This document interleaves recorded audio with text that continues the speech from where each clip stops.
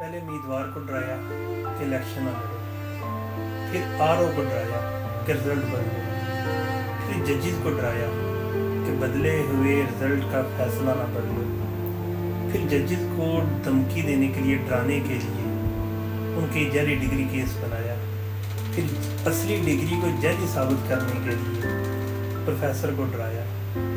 और आप पता नहीं किसको डराते हैं। इसका हल है, लेकिन समझने की बात है।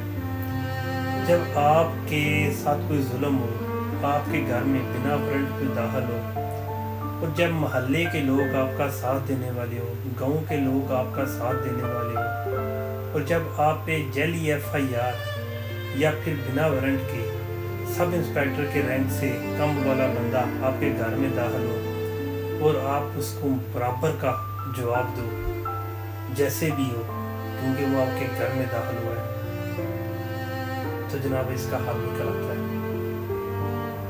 पहले अवाम को डराया गया था, अगर अवाम इनको डरा देना तो इनकलाब दूर नहीं है। इसका एक ही हल है कि जिसने अपना पलड़ा बारी कर लिया, अगर अवाम के पीके के लोगों की तरह एकता कर जाएगी ना, यकमुश्त हो जाएगी, मोहल्ले के लोग साथ देना शुरू कर देंगे, गांव के लोग साथ देना शुरू कर देंगे, तो दुनिया की कोई ताकत पाकिस्तान में इनकलाब को नहीं रोक सकती।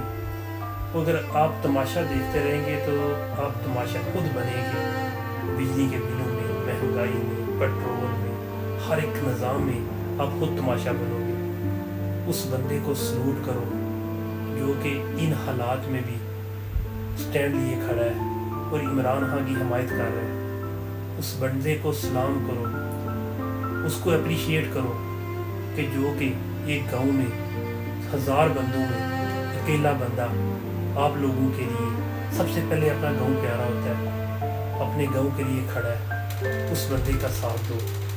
जिस दिन आपने उस बंदे का साथ देना शुरू कर दिया, आपको बिजली के बिल भी कम आएंगे, महंगाई भी कम हो जाएगी और मुल्क में इनकलाब भी आ जाएगा और आप सुकून में हो जाएंगे।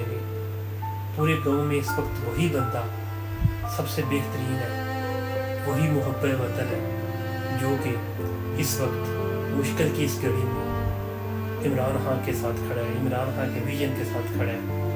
अब फैसला आप लोगों के पास है।